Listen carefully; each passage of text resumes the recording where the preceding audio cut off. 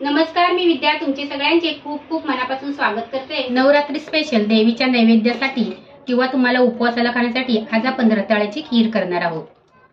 खीर आहे ना खूप टेस्टी होते, नक्की तुम्ही एकदा करून बघा। चला तर मग वेळ न घालवता व्हिडिओला सुरुवात करूया। आज आपण रताळ्याची खीर करणार आहोत। त्याच्यासाठी इथे मी 200 ग्राम रताळी घेतलेली आहेत। त्यांना आपल्याला सोलून घ्यायचे।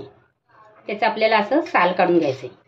साल आहे ना पटापट काढायचं, कारण ना ते मग थोडंसं काळं पडत जातं यांत, आणि मागचा पुढचा भाग आहे ना तो आपल्याला कापून टाकायचा आहे। सोलायचे आणि असे पाण्यात टाकायचे आणि या किसणीवरती आज आपल्याला किसून घ्यायचे। जाडे आणि किसलेत ना तरी पण चालतील, खूप टेस्टी खीर होते, नक्की तुम्ही एकदा करून बघा। अशा प्रकारे आपण किसून घ्यायचे सर्व रताळी। खीर बनवण्यासाठी कढई गरम करायला ठेवलेली आहे।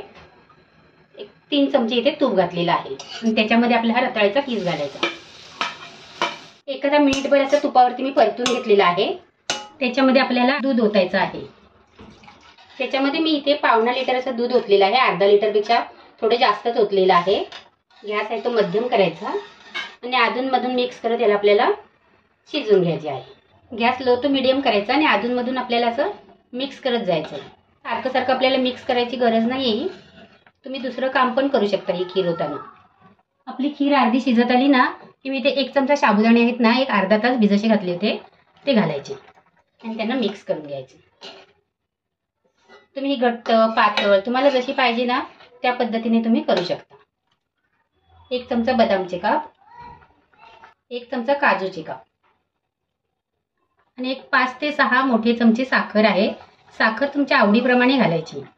तुम्ही जशी गोड खात असाल ना त्या पद्धतीने इथे साखर घालायची आहे। साईडने ही साय पकडते ना ती पण जेव्हाच्या तेव्हा काढायची आणि आतच टाकायची। बघू शकता तुम्ही आपली खीर आहे ना ती तयार झालेली आहे। तुम्हाला जर घट्ट पाहिजे असेल तर अजून थोडंसं दूध आहे ते आटवायचं आणि खिरीसाठी दूध आहे ना ते घट्टवालं घ्यायचं।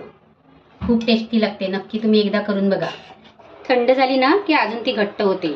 आजची जर तुम्हाला खीर आवडली ना तर नक्की लाईक करा आणि एकदा खीर आहे ती करून पण बघा। तुमच्या मित्रमंडळींना शेअर पण करा।